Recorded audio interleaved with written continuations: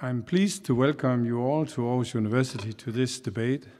All of us will debate for the next 1.5 hours with the Minister for European Affairs, Nicolai Wammen, and two of Aarhus University's experts on European politics and development, Professor Philip Schröder and Associate Professor Derek Beach.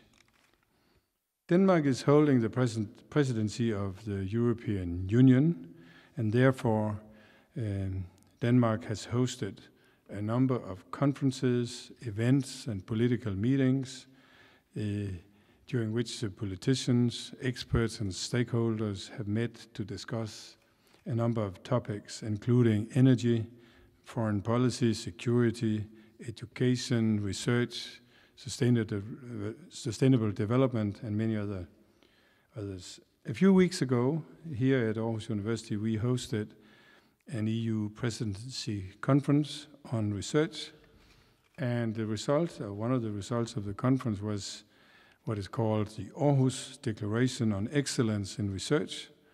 And we know that this declaration has already put its mark on the foundation for the new program for Europe called Horizon 2020, which will not be signed during the Danish presidency, but some of the final discussions of what should be the foundation for this new program will be laid down right now.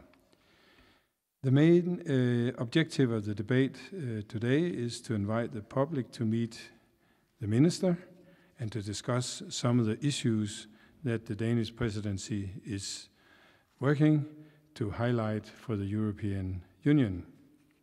Therefore, we are glad to offer to everybody interested and to our students and staff this opportunity. Thanks to the Ministry of Foreign Affairs for collaborating on this matter. At Aarhus University, we are particularly happy to host the Minister of European Affairs because he's a good friend of ours and, of course, one of our alumni. I was about to say, of course, because most important people in Denmark are alumni from this university. And, of course, it's not because they learn anything here, it's because when they enter here, they are very good. We work 6 years to destroy their intellect, and when they leave, they are down to a good standard. Nicolai Wammen is, of course, very well known in Aarhus as our former mayor, and I want to remind him today he's also elected here. I don't know what that means, but I think it means that he has a stake in our future as well. But we're very happy to have Nicolai Wammen here back at Aarhus University. He's here to discuss what is at the heart of the European Union, how we can develop Europe towards the future. We know that Europe faces many grand challenges, and we share these grand challenges with other regions of the world. And of course, we would like our country, our region, to be as resilient as possible when we face these very big challenges that we are heading towards. How can we develop a stronger Europe, a cohesive Europe, and a diverse Europe at the same time? These are very important questions, and with Minister Wammen here today, we will get a chance to discuss or simply to try to answer one very simple question. What is the direction of the European Union? Welcome to Aarhus University. I hope that you will all contribute to a lively discussion. Thank you very much for coming, and we hope that our minister can leave this discussion inspired, hopefully as much as when he left last time as a graduate. Thank you for coming.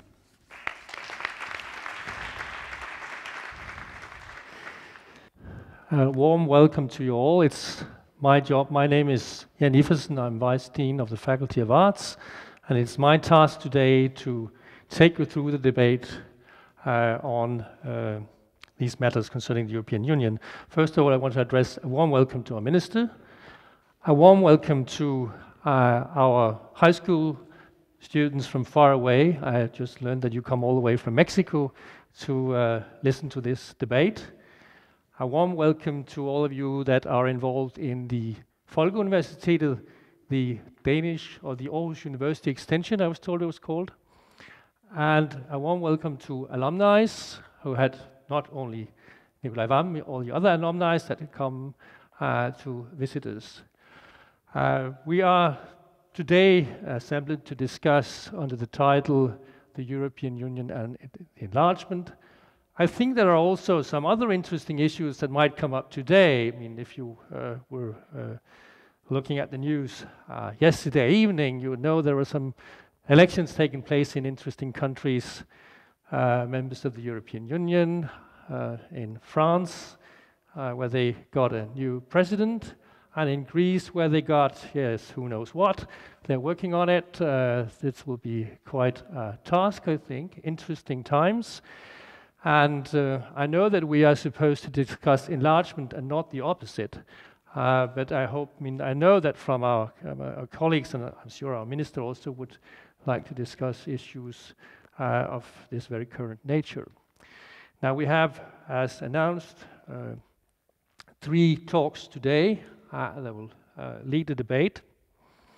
And our first speaker is Professor Philipp Schröder. And he is, as you might hear from my excellent pronunciation, from Germany. He's a Berliner, I was just told.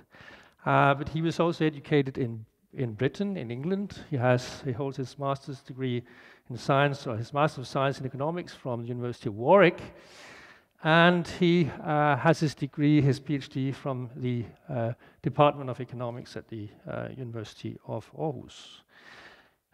He has also very recently, has become a member of the government's new Commission of Productivity. So we hope that he will be involved in raising productivity in this country, which is, I guess, also somewhat of a task, which we look forward to. Philip is a specialist on international economics, globalization, and European economic integration. So he is really the man to ask all sorts of questions when it comes to the euro and all these very difficult things. So please, Philip, would you climb the stairs?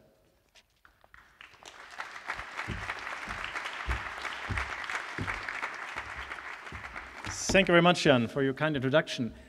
It's always a bit awkward as an economist to have to address real-world issues because we tend to differentiate equations if you want to understand the world.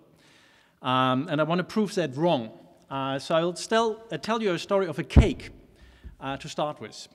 And this cake story happened many times in history, and it probably also happened in the late 60s and in the early 70s, somewhere, let's say, in Holland, in the Netherlands. And it goes something like 2 Dutch farmers sitting there, and the one farmer tells the other, this business about Denmark getting into the European community, it's not good for us, is it? They're going to dump cheap bacon onto the Netherlands, and my brother-in-law, he works at this toy factory, so they're really scared of these Lego people coming with their plastic toys. It's not good, because if Denmark gets a piece of the cake, there's less cake for us. The same argument goes for anything else. It's the same argument we used when we were scared of Poland joining the European Union. They would get a piece of the cake, there's less cake for us. It's in fact the same argument we meet when we are scared of China. Well, with a bit of economics, you can actually prove, test, and convince yourself, and hopefully the outside world, that this argument is dead wrong. It's dead wrong about the necessary losses associated with enlarging the economic area. And the idea, what is really happening is that the cake grows. So what is happening when Denmark joins the European Union is that the cake grows. There's more economic ability, more economic power for all the players in Europe, and that then results in a bigger cake because we specialize. We have gained some specialization because we increase our scale, so a product that I usually would have developed only for the Danish market will not pay off for Denmark. Assume a product like some pharmacological innovation, an insulin applicator. Can I actually recover my cost of innovation if I only do it for 5 million people? Probably not. I could do it if I'm selling it to 300 million people. So that's why enlargements, in principle, seen from an economic point of view, are very, very good boosts to the economy, to economic growth. So you have specialization gains, scale gains, and last but not least, the most important gain we know as economists from enlarging an economic entity is from competition, because we make each other run faster. This is a huge boost to an economy. It's a huge boost to the ability of the society to create wealth, because we outperform those firms, those companies that are weak, and replace them by those companies that are stronger. But you also notice already that this Darwinian view of what the economy does has losers and winners. Now, the point about looking at this as an economist is that you can actually prove that the winners can compensate the losers, and a lot big extra. The cake grows larger than the sums of its parts. And that's why general enlargement is a good idea. Now, what I want to do to you now is to do a bit more economics. So if you want to break this down, this entire idea of enlarging the European Union, there's 4 parts to the calculus. And so we have our cost and our benefit, and then we have the new member countries, those that want to join, and we have the old member countries, those that are in there already. So we have 4 parts to the calculus: cost, benefit, new members, and old members. So the idea being, let's look at the benefits first. So what's in it? Why would a new country want to join the European Union ever? Now, the idea is on that benefit side, the first thing is really that you have these trade effects. And what goes for the cake in terms of trade, it goes also for foreign direct investment. It also goes for people moving across borders. All these things generate wealth for the economy, for society. So that's the biggest benefit you have for a new member country joining in. Secondly, you have this competition effect, the effect where you sort of optimize the way your economy is tailored and the way your economy can perform because you expose yourself to additional competitive pressure. Now, one of the big winners in this entire thing are these countries that come in from an uncertain outside environment, get into the European Union, and get what we call a risk premium reduction. So this is by far the hardest to quantify, but it's also by far the most valuable, that I can borrow the stability, the stamina of the European area as now being my sort of risk assessment, and that is a huge benefit to any economy.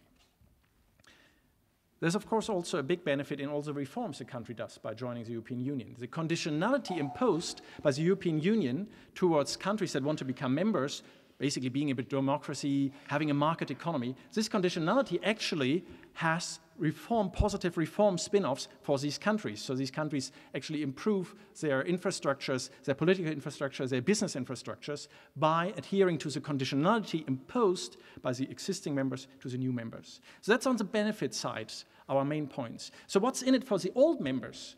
Those said, how do we get part of the cake, of that growing cake? Well, the thing is, again, trade and FDI is fantastic. Of course, if I, as a German firm, can now invest in Turkey, let's say, then that's a good opportunity for me to actually generate wealth creation. Similar, if I have mobility, I can get labor force from other countries to allocate within Europe. That's a big boost to society in Europe in wealth creation. And last but not least, you also have the pro-competitive effect. Of course, you have to compete with more firms, with more businesses, with more industries in a larger economic area than in a smaller. And again, there's this pro-competitive effect. So far it sounds very good. We have these bonuses, these benefits, both for the newcomers and the existing ones. The cost side. The cost side is, of course, the one we worry about. So first cost for the new member is the loss of autonomy. So the conditionality imposes structure on these countries, which is very, very expensive in terms of having to fulfill administrative requirements set out by the Commission for these countries. So implementing the body of legislation that is imposed is a cost to a country that has to be counterbalanced by these benefits. What's the cost then for the old members? Well, in a sense, there's the EU budget. We have to transfer money to poorer countries, but that's peanuts compared to the sizes we're actually talking in economic gains and costs. So the real cost is really this allocative issue that I have some winners and losers. So mobility of labor in Europe, it's a great thing, but hey, we have this German coming up and taking a nice professorship in Aarhus, so he's stealing a job from a Dane. So there's obviously some Dane that is not getting it. So this is the winning-losing side of it. And that goes for the Polish plumber as much as it goes for Lego, as it goes for any economic activity.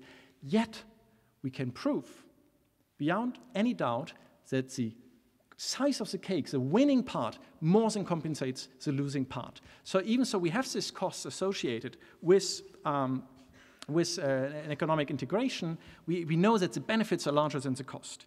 And last but not least, there's one big cost, and that's actually a cost I want to, in a minute, give you a food for thought or a question, if you want to place it like that, on. And this is one thing that happens, which we really, for the first time, the EU has a history of enlargements, but the first time we saw actually with the eastward enlargement, we saw the issue that entering, basically at that time, 10 new countries wanting to join, we suddenly had an issue that the existing institutions of the European Union weren't fit to accommodate that enlargement. So what enlargement does, and what future enlargements may do and already have realized for Europe, is that we have a consistent pressure to adjust institutions in Europe. The way we allocate presidencies, the way we are voting in the Council, the European Parliament. And this reform pressure that comes from enlargement is clearly on the initial cost side of the existing members. So this was the economic calculus to some extent. I'll leave the political calculus and all the other values, the peace that you can generate with integration, or the costs you can have in terms of disintegration forces aside. I'm the economist, so I cannot quantify that. But what the idea of the cake and the idea of the cost and benefit of enlargement leads us to is really three topics that I would like to raise and that I hope that we can cover in our debate today. The first thing is, how come that I can take any economics textbook and after the first 10 chapters, it should be possible to convince the reader that integration is a good idea. Larger markets are a good idea. How come that this is so straightforward in economics to prove, yet that in the public debate, there's a lot of resentment to enlargement? It strikes me as a puzzle that we have proof, basically we can prove the world is not flat, and still people can be out and say, well, the world is flat. So what is going wrong here? So this is the first puzzle I'm having on enlargement. How come that we have such fantastic proof and theory and data, and still one can get away with saying, oh, enlargement is not a good deal? It strikes me. And of course, I have a couple of suspects on offer, but I leave it to you to fill that out in discussion. The second thing I would like to raise is the conditionality. I just introduced you to the fact that you don't just become an EU member. Basically, you're screened and you have requirements posed to new members that by fulfilling, they actually are very different countries. And this is, I think, most pronounced in the eastward enlargement. We have seen by coincidence that the criteria go by the name of Copenhagen criteria, because I think they were on the last presidency when Denmark was a presidency. So these the Copenhagen criteria, those criteria in disguise that we still this day today use when we think about Serbia joining, in a sense. So the issue is, well, it's one thing allowing a person into a club according to earning, income, and the way he or she dresses. What do I do after that person has joined the club? Basically, conditionality loses all its teeth the moment you joined.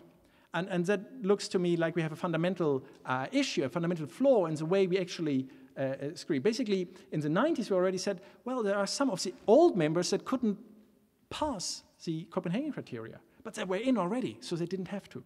So there's a dilemma here on how do you sort of permanent design as a screening and implement it on the road ahead for further European integration. And the last issue I would like to raise is really the EU internal reform. The idea is that by becoming bigger, we increase pressure for reforming the way we govern. And I think this is it's an interesting loop in history that the European, what we call the European Union today, started as a number of associations, sort of the coal and steel community, atomic energy community, and so on and so forth. So the idea being that you could take single issue clubs Now this has later on been sort of screamed at as this is a supermarket EU, we don't want that, we want to have a multiple speed EU so everyone arrives at the same integration process but in different speeds. And that's more or less the world we're living under right now in Europe. Now, having said, we just did a cost benefit, right? So if there's an issue here, so why not harvest the costs for those that want to harvest the costs and covers them within the benefits? So basically by having not a multi-speed but a supermarket Europe, you probably could design also a larger European experiment, a larger European integration process where you sort of pick, basically I want to be in defense, I don't want to be in the euro, I want to be in the internal market, but I don't want to be in safety policy and so on and so forth. So what is actually the motive, the reason of not rethinking the way we actually push integration forward as we enlarge with a number of countries? So how come enlargement is so unpopular, even so we can prove the opposite? How can it be that conditionality cannot be imposed after a country has joined? What can we do about that? And last but not least, are we sure that this multi-speed going to the final nation state of Europe, is that the only way to integrate Europe in the future? So these were the three issues I wanted to bring up. Thank you, Philip. I always knew that economics was an easy thing. It's about growing cakes. And I mean, I guess you also was referring to one of your previous economists, the famous Marie Antoinette, the Queen of Louis XVI, who also said that why not give them cakes to the Parisian masses? I don't know, I mean, if the effect will be the same. Anyway, it's now my pleasure to invite our next speaker, Derek Beach, up. He's not a Berliner, he's an Alaskan, I just learned. An Alaskan from Alaska, far, far away, right? But you came from Alaska all the way to Aarhus via some steps, I imagine.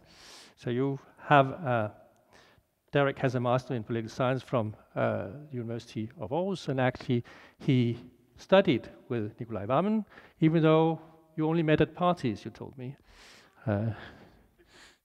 I don't know who to blame, but let's not go into that.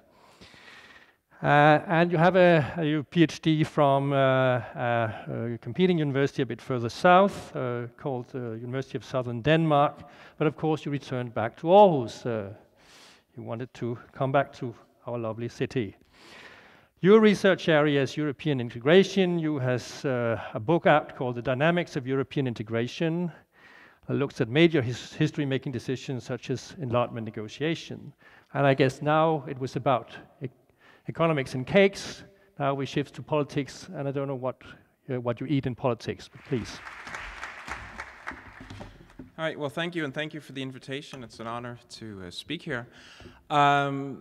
Basically, I guess I'm going to take up the baton on the political side, talking briefly about kind of I would say the success of Eastern enlargement and what that's meant, and then talk about the coming enlargement or potential coming enlargements and some of the maybe more political benefits, and also perhaps also some of the political challenges that we face. If we take, I think when we're talking enlargement, I think the EU talks about having a foreign policy, which is nice, and there's actions and people sent off to help train police. But at the end of the day, the European Union has responsibility for what I would say is probably the greatest foreign policy success in, I don't know, maybe even world history, if we want to put it in those terms. Consolidation of Central and Eastern Europe in a way and with success that was almost unthinkable 20 years ago.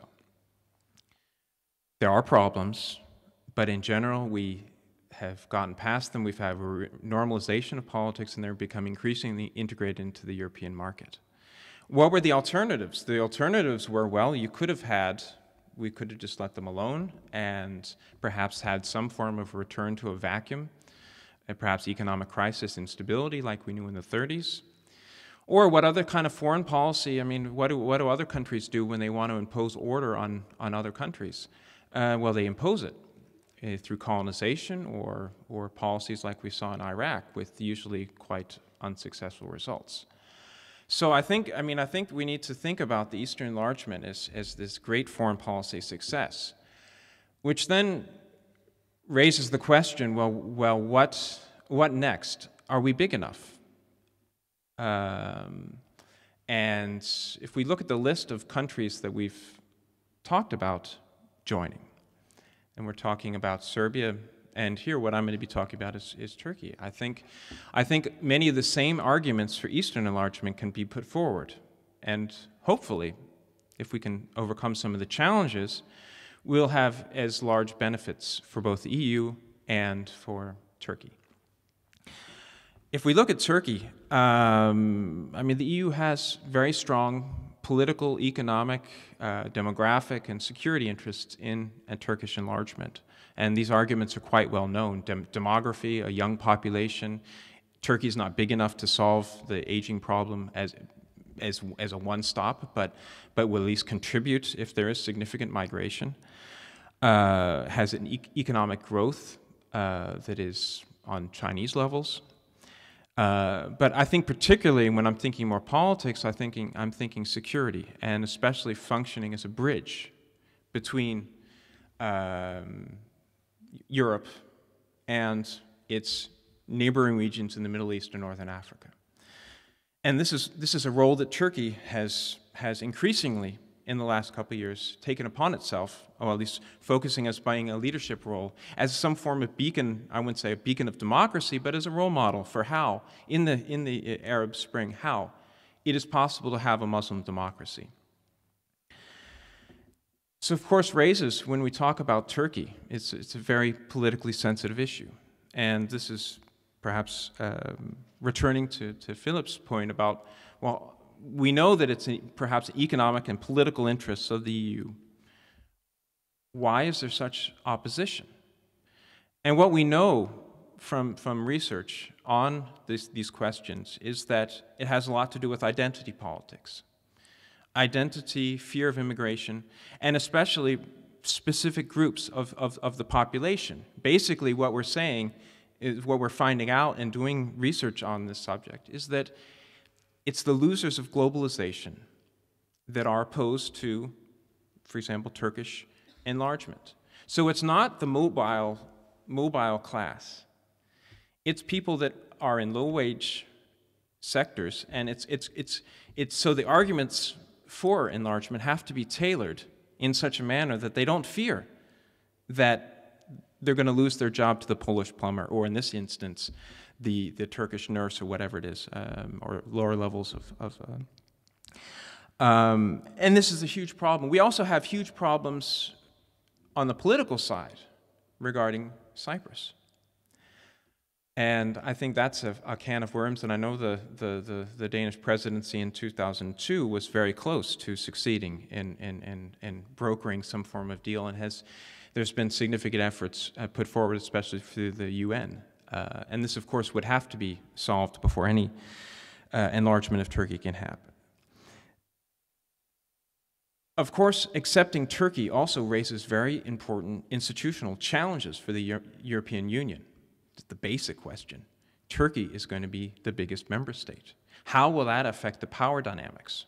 And there's many member states that would then, if and when Turkish membership gets closer, and the negotiations actually begin getting close to something that's looking like it's going to be concluded, I'm sure there's going to be a lot of very concerned people in different foreign ministries doing the math behind the voting weights and how many seats in the parliament, and et cetera, because you can imagine if Germany and Turkey could agree,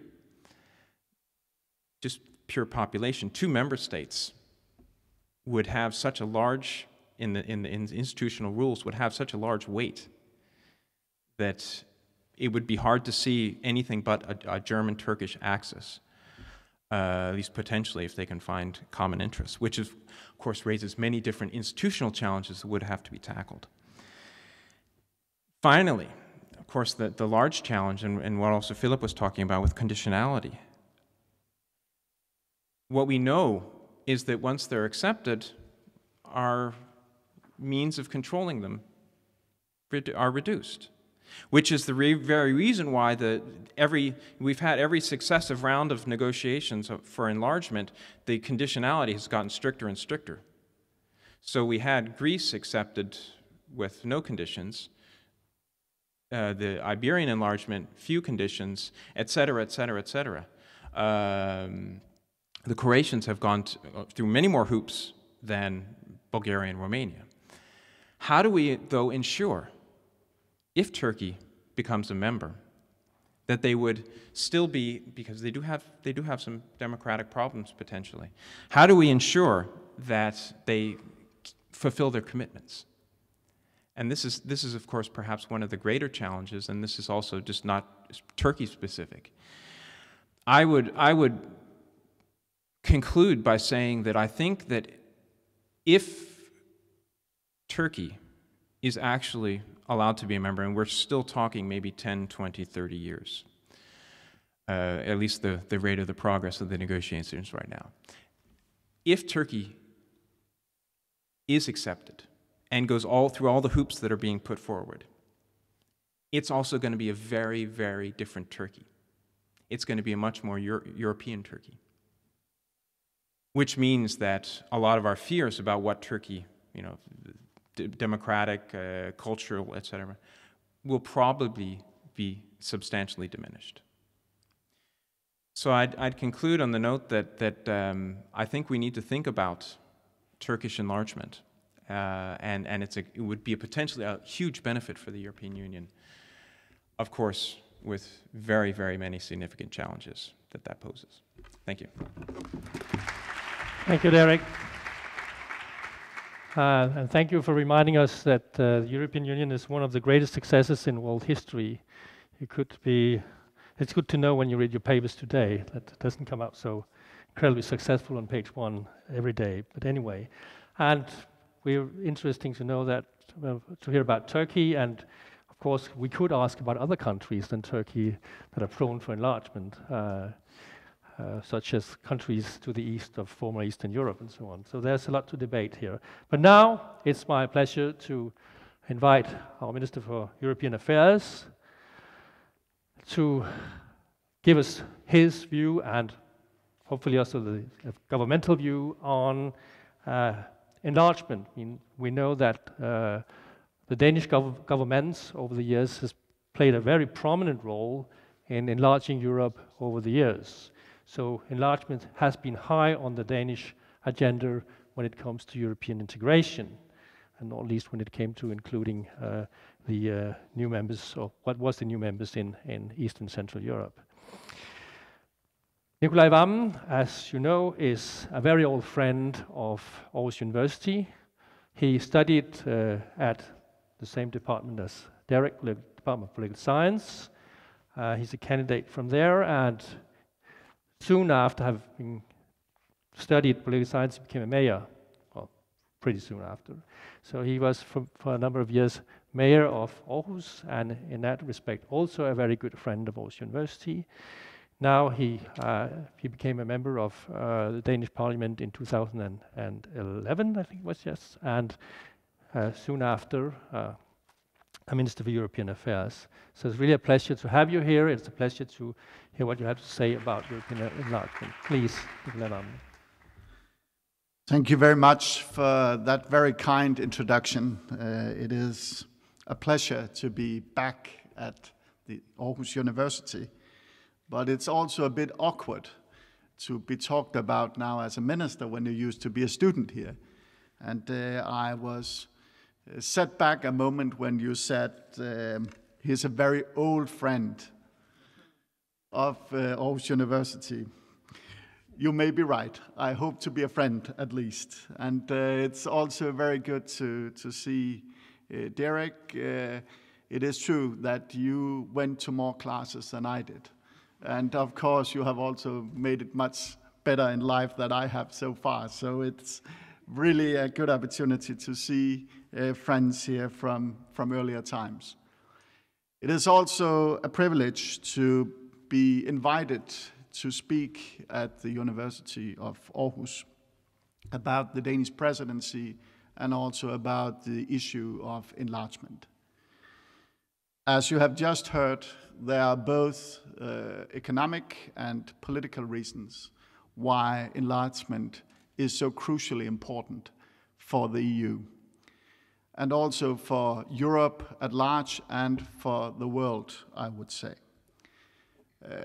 Just to start a long time ago, just after the Second World War, my grandfather, who was a salesman, and before the Second World War went to Germany to sell goods from a Danish company, he came back after the Second World War, and he went to Hamburg to find the old shops where he had made business with them before events took a turn with the Nazis and the war. And when he came back, he knew that it would probably be a different Hamburg, that it could be difficult to find the places where he used to trade. But he thought, well, I will find the streets and I'll take it from there. But when he came there were no shops and there were no streets, because Hamburg was totally bombed, and therefore they had to start all over again. For him, and for many others, the idea of the European Union was a dream of prosperity, yes, but even more so of peace, and the chance to have a situation where, after hundreds of years of war between European nations, then this would not happen again.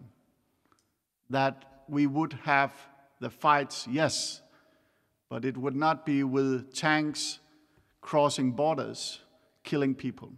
It would be at the negotiating table.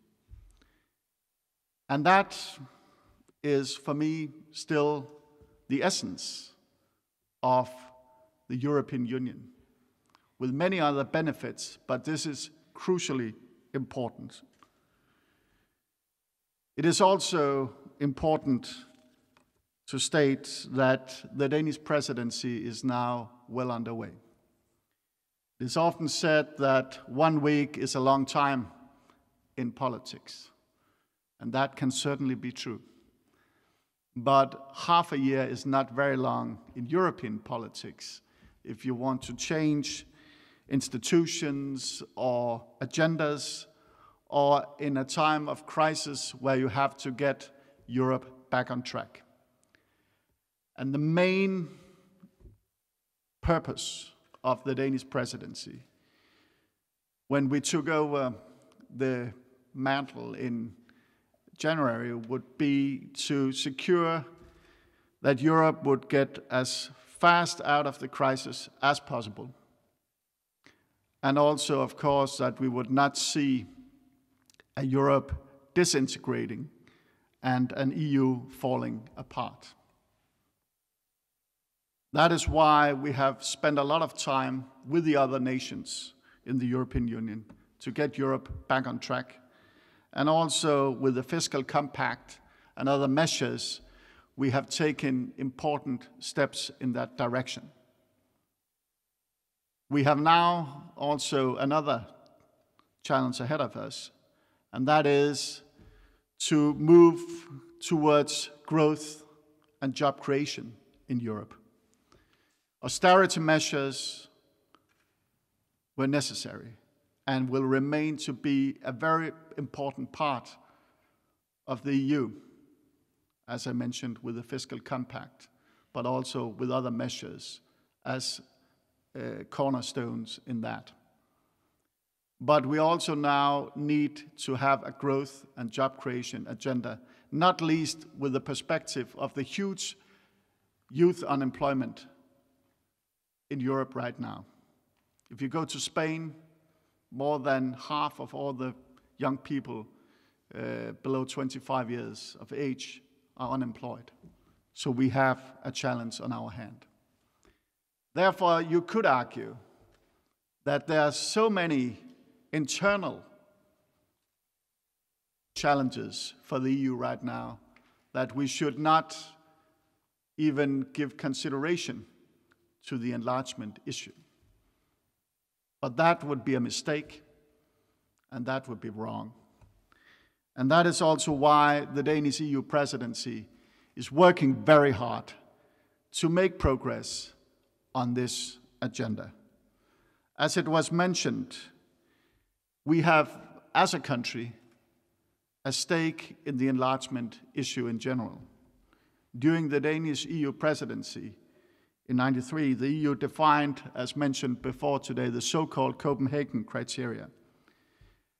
And that would be the criteria that every member state, or any state that wants to become a member, would have to live up to become a part of the EU family.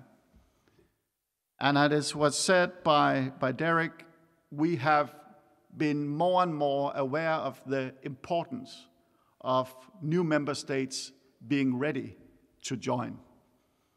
And we have learned important lessons in the past, and today we are still paying the price for not being at the forefront of this debate with all new member states that we have adopted. Therefore, it is very important that any new member states can live up to the criteria, both when it comes to economics, the rule of law, the fight against corruption, free and fair elections, democratic rights for all groups.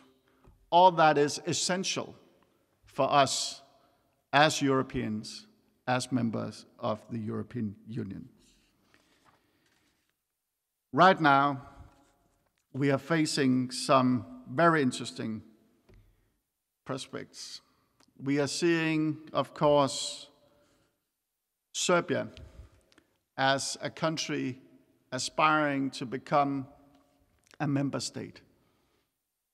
Why is that important? Why is Serbia important? And why would the Western Balkans be important? Well, I mentioned the experiences of my grandfather after the Second World War. But I do recall vividly, and I would imagine that goes for many in this room and for others who have read about it,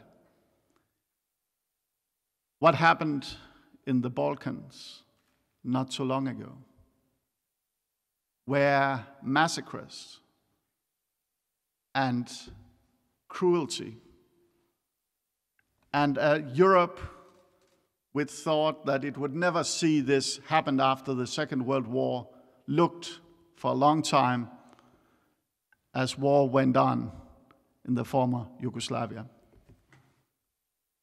The Western Balkans would therefore remain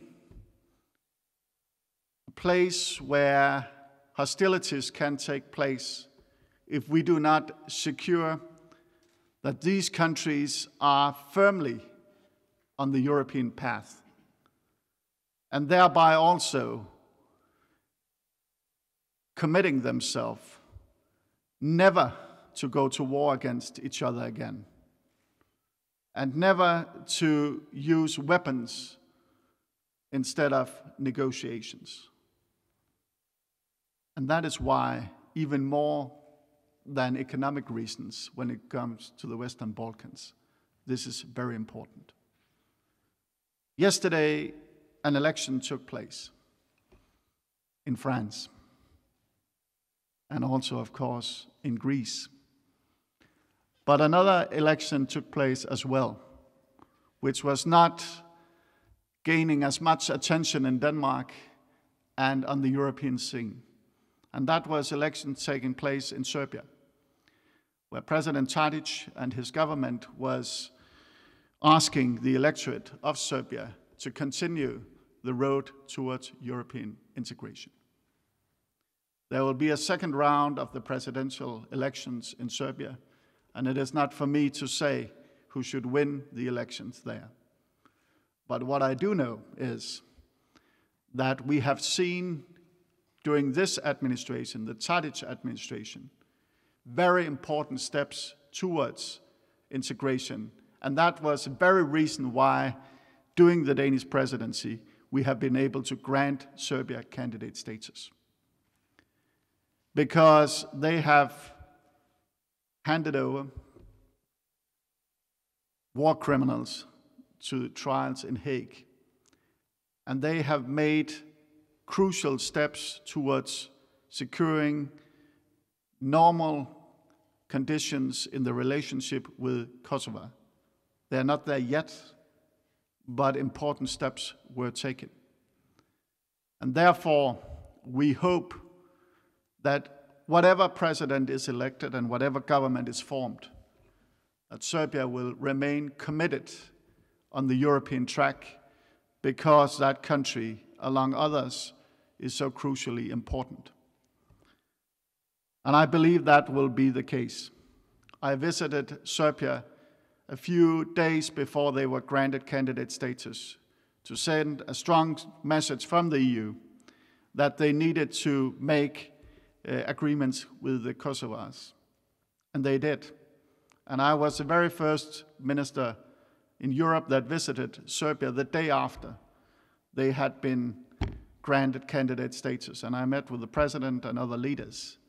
And I believe that they will secure that this will not just be a dream in Serbia, but that it will one day be a reality. We also do know that this will not come easy, and that there will be setbacks, and that we will have to stay firmly committed to the Copenhagen criteria and also to economic responsibility of all new member states. That goes for Turkey as well. It is no secret that it is a very difficult scenario we are facing. And I believe Derek gave a very good introduction as to the dilemmas facing us. On the one hand, we certainly believe, and it is a policy of the Danish government, that it is in the interest of Turkey to become a member of the European Union, and it is in the interest of the European Union that Turkey will one day join. We also know that that will take some time. When you have negotiations, you have to agree in what is called 35 chapters when it comes to law, economics, all kinds of issues. And you have to have that done. And before you have that done, then you can't join. As we speak, there would be agreement on 0 of the 35.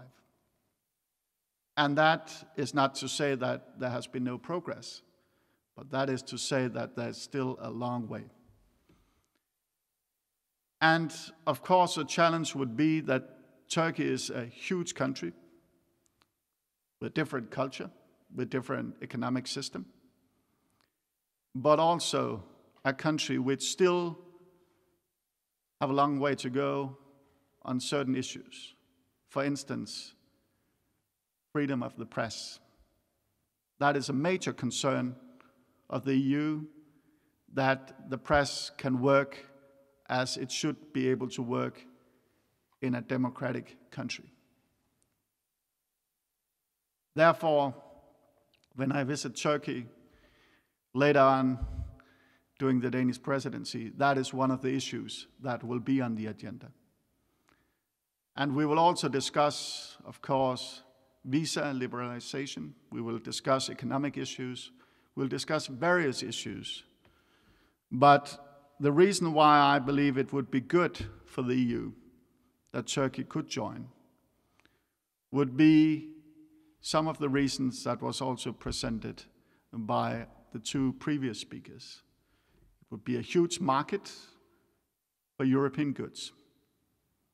It would also be a stabilizing factor with Turkey being a member of NATO already, that it could also become a member of the European Union. We have seen Turkey take on a leadership role in the region, and also in connection with the Arab Spring, which could play very much into the hand and the policies of the European Union in the future. It would also, of course, mean that we would have the bridge to both the Middle East and also to Asia much more than what is the case today. Therefore, there are many good reasons why Turkey should join, but it's also important to say that they will not join before they have succeeded in living up to the standards, not only with the Copenhagen criteria, but in all 35 chapters.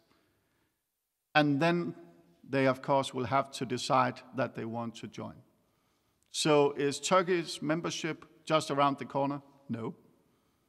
Do the Danish government believe that it would be in the interest of both Turkey and Europe and the EU if they were to become members? Yes. And therefore, we will put a lot of effort into this, but we do not expect miracles in the remaining month. And it is also fair to say that it takes two to tango, not only in Argentina, but also in the relationship between the European Union and Turkey. Then a country which was not mentioned when we had the two previous speakers up here, that is Iceland.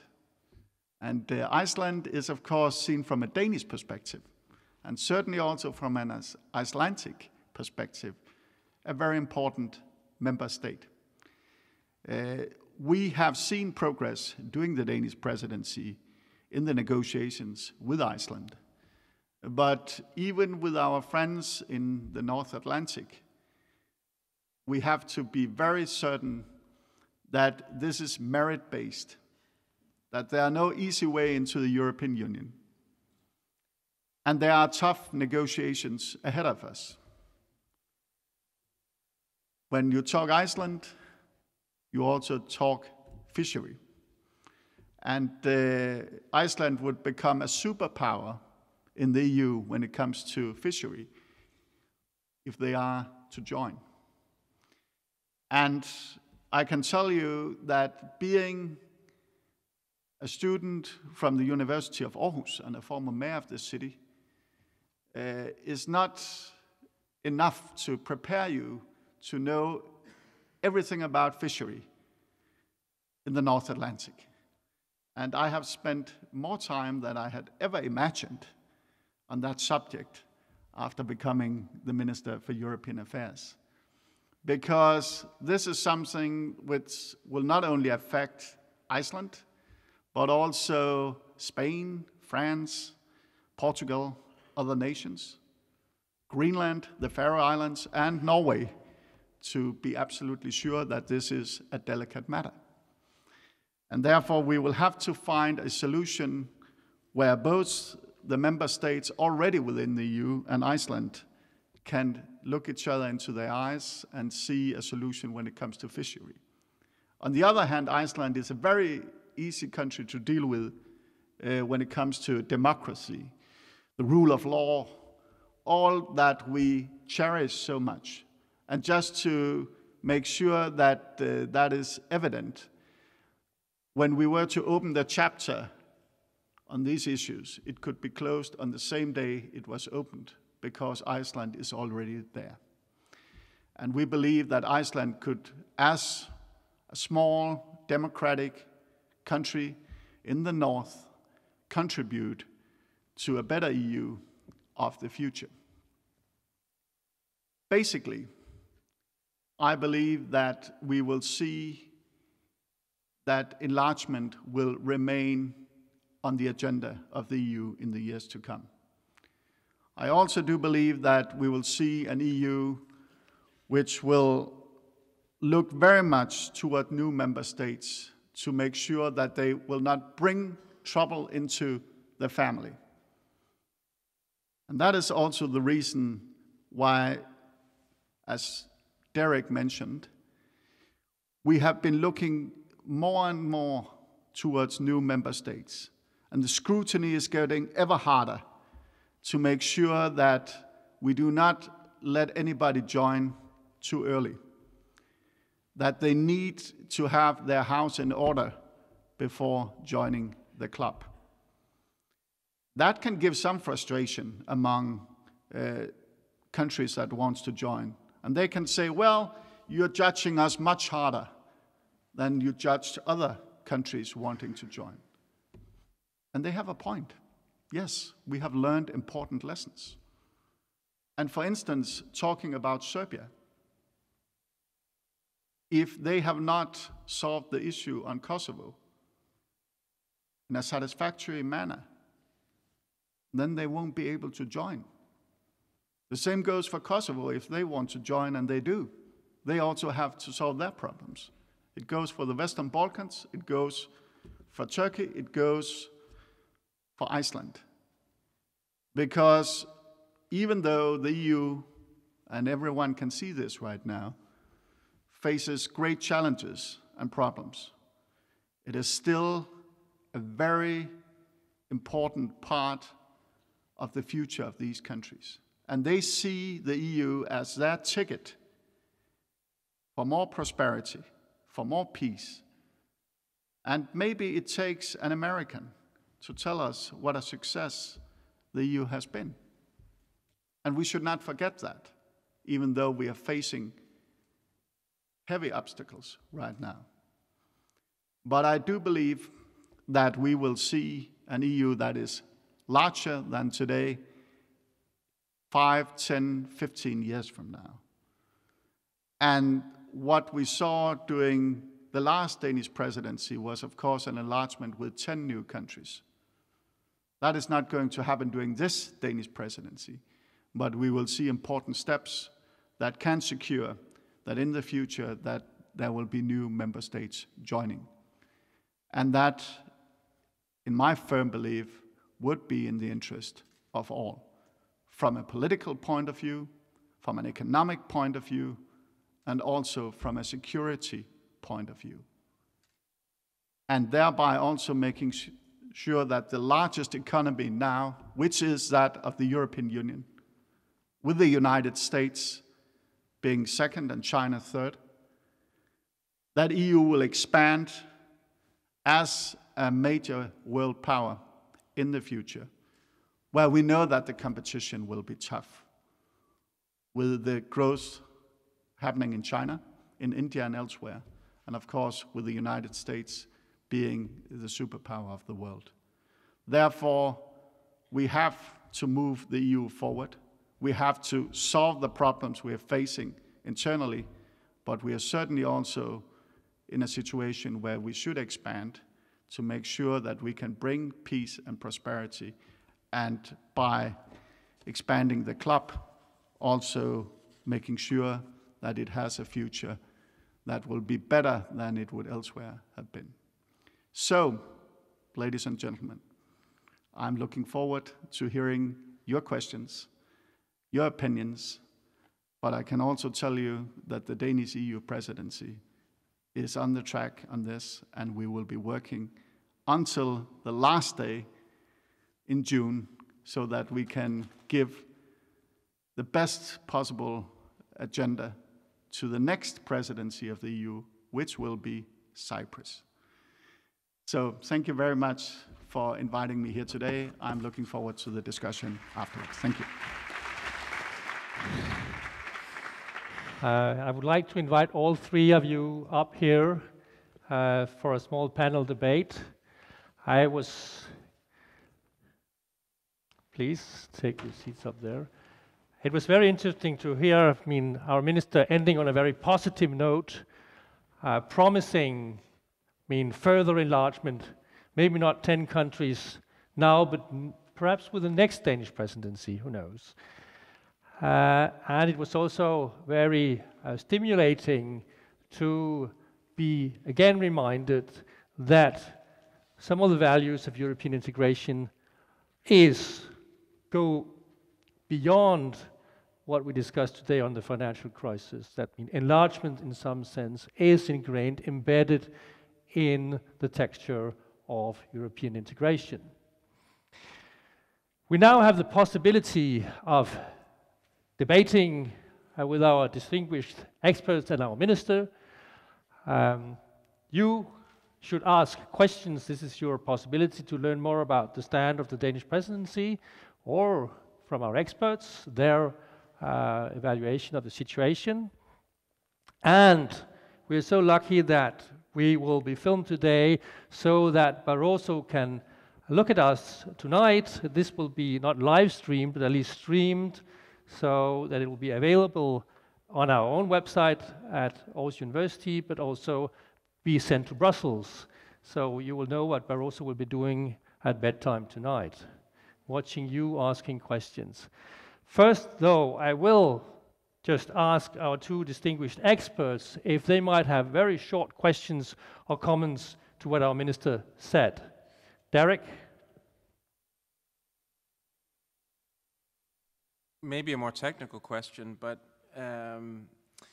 to what degree have the reforms of the presidency in Lisbon, I'm thinking of the enlargement process, what actually does the presidency do now, and how much is the Commission taking the reins, or how much does the presidency actually do? Please. As you mentioned, the role of the presidency changed with the Lisbon Treaty. And the job of us right now is in very close cooperation with the Commission, and that would in particular be Commissioner Füle, who is the Commissioner for Enlargement, and also Cassie Ashton from the European foreign part, to have a closely coordinated agenda, both when it comes to the Western Balkans, Turkey, and also, of course, Iceland, just to mention those. And therefore, we have quite a lot of traveling.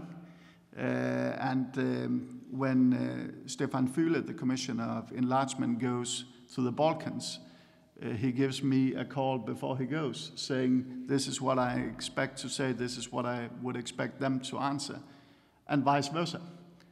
And we have coordinating meetings to make sure that we are on the same note. I mean, it would be quite harmful if, as a negotiating partner, the presidency said something different from the Commission or the other way around.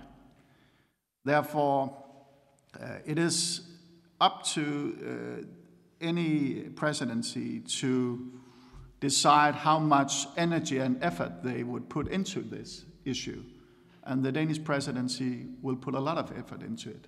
And for instance, that's something we did with the Serbian candidate status issue, which was, of course, first discussed in what is called the General Affairs Council, which is headed by the presidency and actually by the Minister of European Affairs, where we had the groundwork made so that the heads of states and governments could take the decisions a few days later.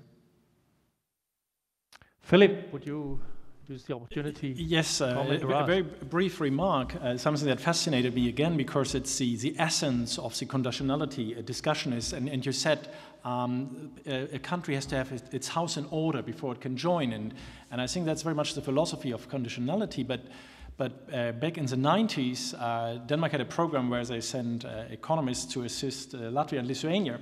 So I had the pleasure of being outplaced in Lithuania for a few weeks to assist some poor guy in the economics ministry in Lithuania to close some chapter, I think it was. Anyway, this poor economist goes, so tell me, explain one thing about the EU, and I think I'll give that question to you now, 10 years later. He said, I thought the EU was a club in order to get rich. But now you tell me we have to get rich first, and then we can join the club. So there's some conflict here, in a sense, on what we promise countries and what we ask them to do. Well, at the time you mentioned, I was just out of Aarhus University, so I don't recall any governmental discussions in that respect. But of course, I understand your point exactly. And I guess what you are looking at is a dilemma, because we want new member states to experience growth and prosperity and security and peace. But we also want them to be ready to join. So they have to achieve a certain level of readiness before they can enter. We do not open the doors to countries who are not ready anymore. Will that mean that some countries will have to wait longer today than if we have had the same criteria today as we had 10 years ago? Certainly. But we believe that it is in the interest of the EU and also new member states that they are really ready before they join. Because one should not forget that becoming a candidate country to the EU is not the same as being sure that you will eventually become a member state. You have to make the necessary reforms of your economy, of your political system. You have to secure democratic rights. You have to live up to the Copenhagen criteria. You have to do all that, which, even though it will take you time, will have a huge impact on the nation. And when I speak to ministers and presidents from these countries, they would say, of course we want to join, but it's also hugely important what happens in our countries before we join. And therefore, by setting high standards, you could also move the countries in the right direction, even though it will take some time before they become actual member states. And these countries would also know that if they, on their way to membership, begin to act irresponsible, on a hostile manner, or eventually wage war against their neighbors, then they will exclude themselves from becoming member states. So yes, it is not easy to become member of the European Union, nor should it be. But we believe that to be the right way to do it. Thank you. And now you have the opportunity to ask questions to our experts and our minister. Yes, please. There are mics passing around. We have 2 students, so we have a question here. Could you please pass the mic? But with a mic even louder. Derek Beach mentioned some of the positive outcomes of enlargement, so I will be the party spoiler and mention some of the not so positive side effects of enlargement, which was the severe amount of poverty created by the rapid market transition, which unfortunately related to the fact that a growing number of people have been vulnerable towards human trafficking. A new EU report just estimated that human trafficking, modern-day slavery, is on the rise within the European Union. This goes for men being sold for the construction industry, agriculture industry, cleaning industry, and women and female children being sold for the sex industry. I would like to ask the Minister of European Affairs, how come modern-day slavery has not received any attention from the Danish presidency, and why we have talked about fiscal pacts for 6 months and economic benefits, and not touched upon the fact that modern-day slavery is thriving within the European Union. Thank you. Direct question to our minister, please. Well, first of all, I agree with you that it is not only a glamour story with the new member states. I mean, of course, problems were created by joining the EU. You have seen that in economics, you have seen that socially, you have seen it in many respects. But at the end of the day, I certainly believe it is in the best interest, for instance, for the Baltic countries, that they become member states. And there's also a huge support, not only in Parliament, but also in their populations, as to the importance of this. Why have we been discussing the fiscal compact for the last month? Well, we have done so because Europe has been on the brink of seeing the euro collapse. And we have faced the biggest economic crisis in Europe since the Second World War. Therefore, of course, we have put a lot of energy and effort into this. I do, however, not agree with you that we are not working on the issue of human trafficking and modern slavery. And that is not only an issue of member states, it is certainly also people coming from outside the EU, and I would imagine that you would agree with me on that.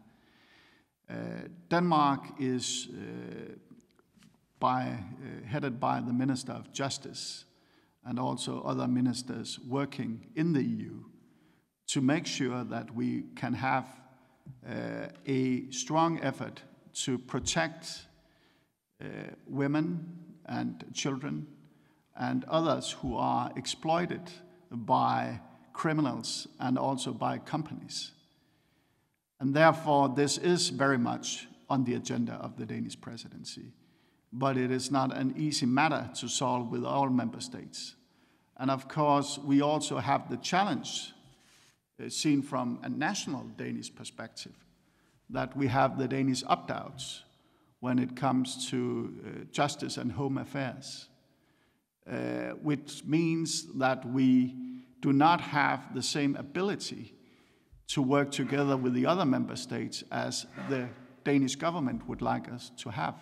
But for that to change, it would of course take a referendum among the Danes, because that is the way it is, and we respect the decision being made by the Danes, and therefore if we have to engage more actively in this cooperation than what is possible with that opt-out, we have to have a referendum where it's changed, basically. Thank you. Thank you. There are more questions, so you can take that. We'll have a refreshment later on. You can ask for the questions there. Well, question there, please. If you could state your affiliation. Yeah, that would be fine. Good afternoon. My name is Victoria Zakrevska. I'm a master's degree student of European Studies here at Aarhus University. And I'm originally from Belarus, so my question will be, it's more of a no for Mr. Minister Nikolai Wammen to describe which role does the Danish government and Danish presidency play in the process of building better and more effective relationship with Belarus, and if there is anything which could be done better, and if you are personally happy with commitments made both by the European Union and probably by the Danish presidency and also by the Danish government on bilateral level, if there is anything which you could mention. Thank you. The country you did mention, Belarus. Well, Belarus is of course a very important country, but it is not a country which is about to become a member of the European Union. It may come someday in the future, but it's not a country, of course, with candidate status. However, both Denmark and the European Union is very engaged when it comes to Belarus, in the sense that we want to make sure that Belarus is working in a direction of democracy, of cooperation with the EU, and also with protection of human rights. And therefore we have participated, both from the Danish side and from the EU side, in nation-building initiatives and supporting NGOs and others in Belarus to hopefully promote the values that we find to be so important. And therefore also sending a very clear message to the people of Belarus that we see Belarus as an important country which should be part of the family of nations, sharing the values and also, of course, the markets with the European Union. We want to have a closer cooperation with Belarus, but we also want to make sure that Belarus will live up to the standards that we expect from any country before they can be a full partner of the EU in the future. Thank you. We have a question over here. My name is Peterson. I'm coming from the business community. You didn't mention that when you opened it. Oh, I'm sorry. So I sneaked in. I thought you were you're an alumni as well, I guess. Okay. If I take my starting point in my question is that Nikolai Vammen mentioned the Second World War, and we are going to make friends with our enemies. And if we take Philip's statement that we want a bigger market, and we want, if we take Derek's, we want to tie up our partners in political circles so we can control them. So we have friends, the market, and political circles. My question now, how comes it that 10 years ago we discussed in political circles, how could we get Russia into EU? It was up for discussion for 10 years. It's totally silent now. And Russia, remember, Europe goes out to Ural Mountains. No one is discussing that anymore. Why? Is that because the Americans have told you not to do that? So I guess our ministers first. Did the Americans tell you not to discuss Russia? Please. No, not that I know of anyway. I guess a lot has happened in Russia and in the EU. And if we talk about Turkey being a country which would change both geography and also the mathematics of the European Union, you could imagine what would happen if Russia would join the EU. I would say it this way. I do not expect any initiatives during the Danish presidency in the direction of Russia joining the European Union. And I would be very surprised if the newly elected president of Russia would have it as his main foreign policy goal for Russia to become a member state of the European Union. However, to put on a more serious note, of course, Russia is hugely important for the EU, and that goes economically, and it also goes security-wise. And therefore, we do have a clear interest in securing the best possible relationship and cooperation with Russia, and that is also ongoing from the EU. And we hope that President-elect, and as I recall tomorrow, President Putin will promote that agenda, because as I said with Turkey, it takes two to tango, and that goes for Russia as well. I mean, it is something where both parties need to engage in this dialogue for progress to be made. But if the question was to be understood as, will Russia join the EU? Not during the Danish presidency. Thank you. We were looking forward to your fishing trips with Putin, you know, where sort of, he's also a fisherman. So. Yes, Philip. If I may come in here, that was a very brave statement that Russia won't negotiate this summer. Even in politics, 1 week was a long period. No, I think it's a very important point, because it hints at a very crucial. I mean, Russia would be, if this was only homo economicus, and I'm not that naive an economist to not understand that peace and security matters, but of course Russia would be a dream member, given that it had implemented all the reforms that we usually require from members. No, but what it pinpoints, I think, is a very, very interesting point, that we have a tendency in Europe that we only enlarge with those that sort of approach us. And maybe it's more, we discussed it the other day, it's basically, Switzerland would be an exciting candidate, Norway would be an exciting candidate. I mean, these are rich, mature economies that could boost the prosperity of Europe a lot. But we're negotiating with Serbia and Iceland after its crisis. They didn't want to talk to Europe before the crisis. So there is an asymmetry here, and I think Russia is, yeah, sure, why not? Derek, will you comment on Russia? Okay. Do we have other questions? We have a question here, please. Good afternoon. My name is Fatos Kotlovci. I am a master's student of European Studies here at Aarhus University. Today we've been talking about European integration, and that is obviously a very noble idea, both in political terms and in economic terms. However, Europe is now undergoing a major economic crisis on several layers. We have enormous mass unemployment of youth, economic inactivity, all kinds of economic problems. Is there also fear, both in political and economic terms, and also you as Minister Nikolai Vammen, as a European Minister of European Affairs, that a fear about actual European disintegration? Disintegration? I believe you have to take that possibility as a serious one.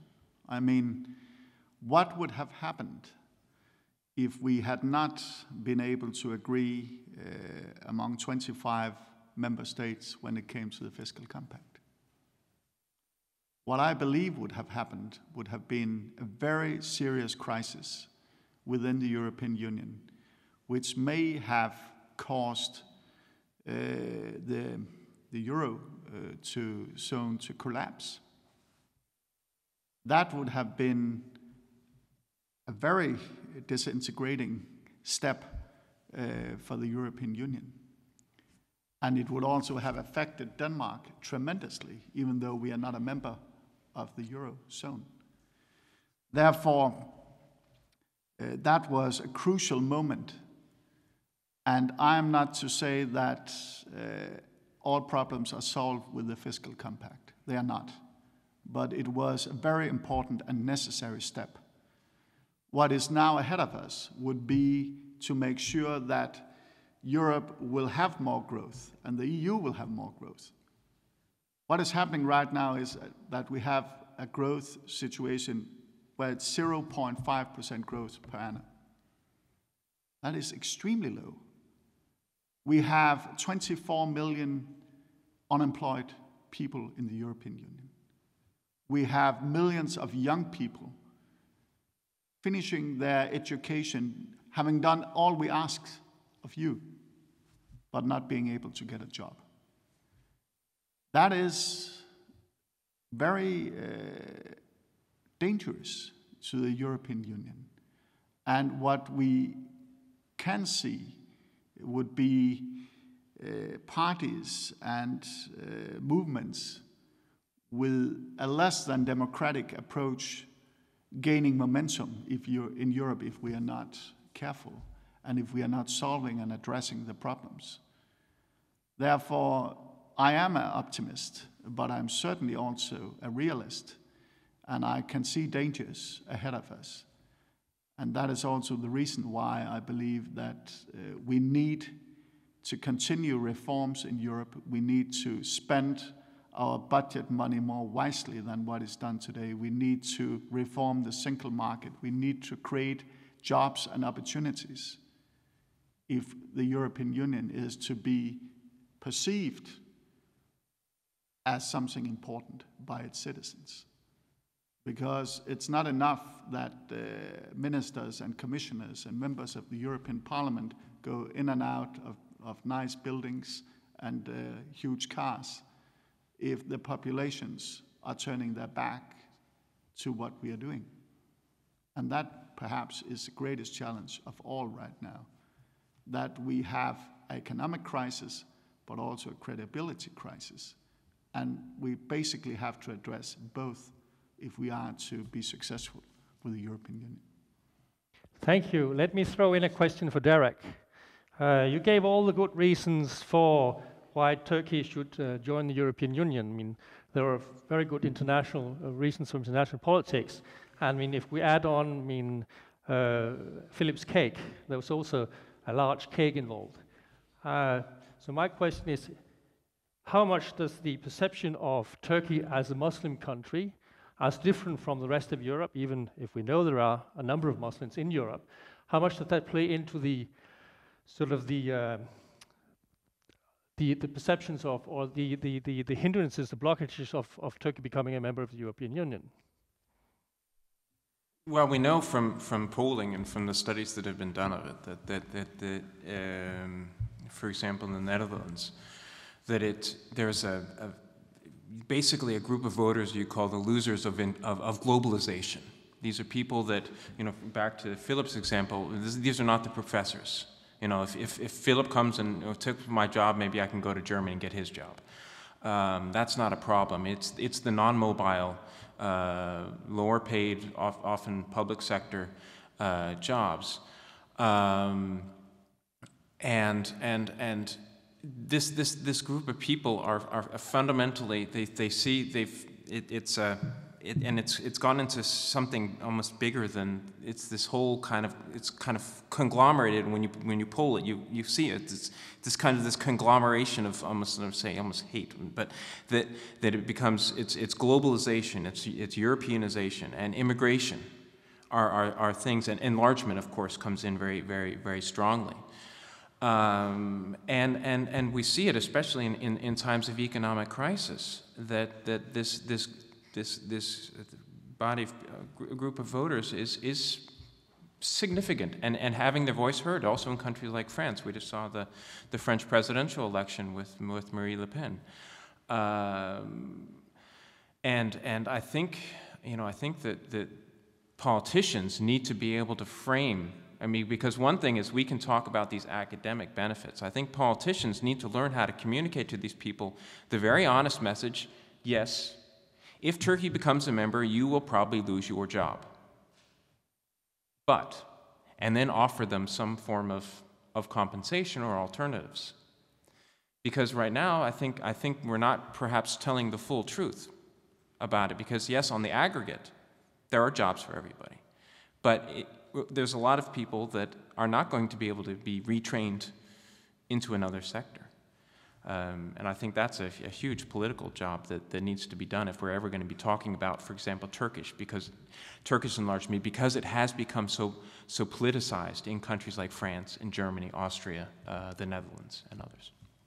So that cake hasn't been baked yet, almost.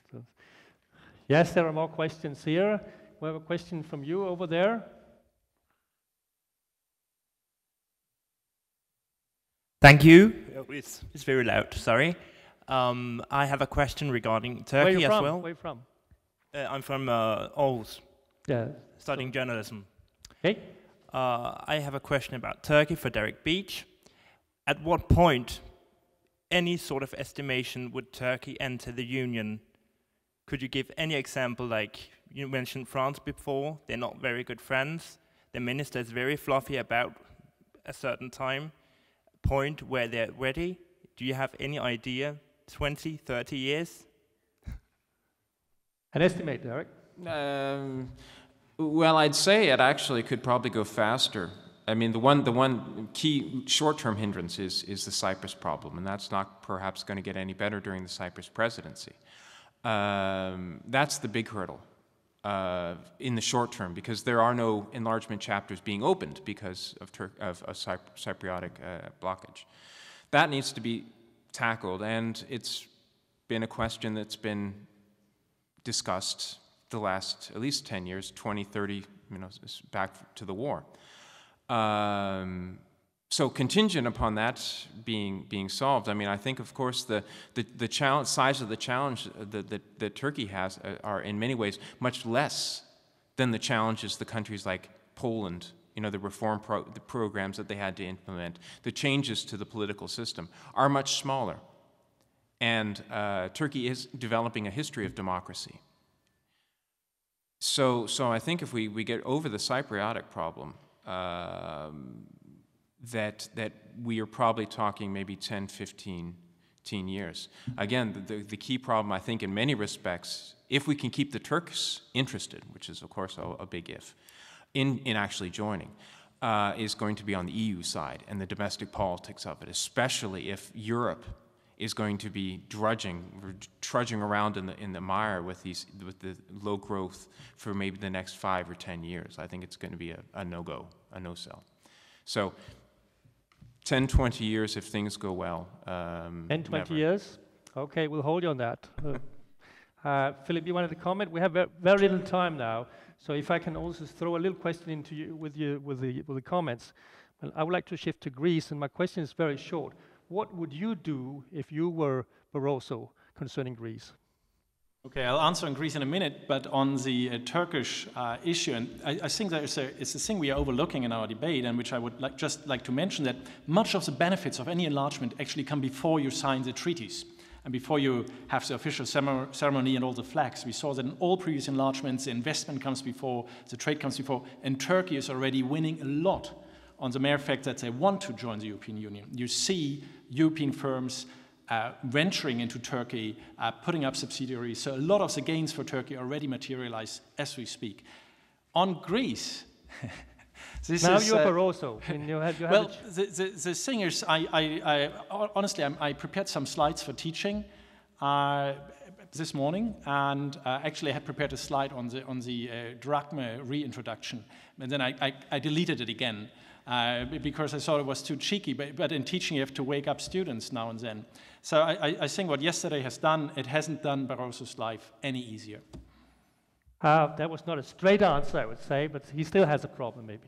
We have a lot of questions. We don't have more time. I would like to thank again our panel with our minister and our 2 experts. Thank you very much.